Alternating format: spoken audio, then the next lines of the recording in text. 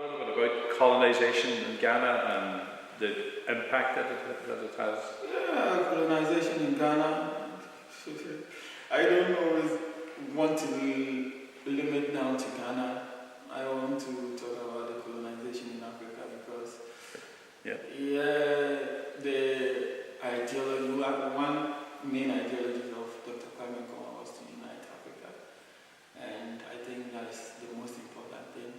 Whilst I'm talking about colonisation in Ghana, indirectly is connected to the other African countries, and I think colonisation really did Africa a very disservice, a very bad disservice, and it affected all aspects of the living of the people. Yeah, religiously, which I normally tackle with my works, in our educational system, in our politics, in our democracy, yeah, because just imagine growing up in Ghana and you don't have the right to choose your religion. When I say choose your religion, you grew up with your family and they are Christian, and indirectly I was a Christian. And when you grew up to a certain point where you realize that this was a tool for colonization and you want to even liberate yourself, it takes a very bold step for you to liberate yourself because the family is not used to this. So I think colonization really did a very, very, very, very, very disservice to Africa and to Ghana.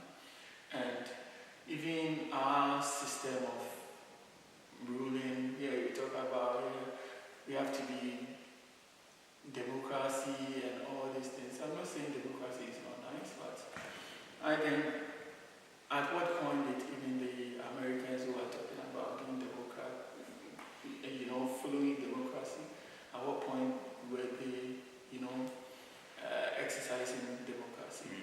So I think it's a point where the foreign, Europeans and also the American country have to also leave Africa, or Africa to go through the process of also realizing that, okay, now there's a time for us to exercise democracy. So I think that's also one part of colonization that I also realized that affected Africa. And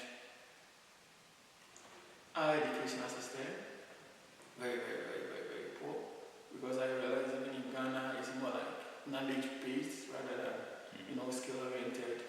One will go to school, finish university, and the next thing is to travel to either Europe or America to seek for greener pastures. So it's a whole lot of issues that has piled on, and I think colonization, these Europeans, and they were very, very tactical in trying to make sure that Africa becomes more like a place where we go and source raw materials that they can't even add value to their own raw materials and all these things, which also now we know the impact of these things in the African countries. So, and in terms of language, as you mentioned, due to colonization, like the official language is like English. Our official language is like English. And also one thing that I also realized really affected Africa was, bringing of, because the partition of Africa in a way had its own strategy of bringing tribes together to form a country. And I think it's one thing that also causes a whole lot of tribalism and also disservice to Africa. And even Ghana, we don't have let's say, one language, local language that we call as a national language. You get it? So every tribe has its own language. We are forced to coexist. And yes, this one of the things that also bring a nation back I think with time, Ghana has done so well in terms of the tribe coexisting. It's so lovely and so perfect, but Great. yeah, we haven't. It's maybe as time goes on, we find one local language that we can also say, okay, this is the Ghanaian, language. Yeah, so for people still speak their dialect, the local dialect, but it's mostly the English, and we also look down on our local language. That's one thing. Because when I'm speaking English and I get it wrong, people start to laugh at me.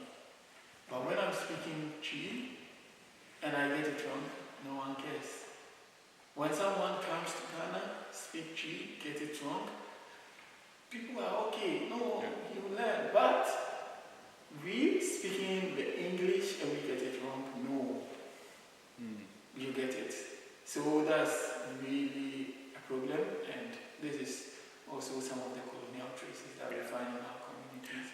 And one, I really like the Ashanti people because I was born in Kumasi, and even when I'm speaking, at times I feel like indirectly the local language comes.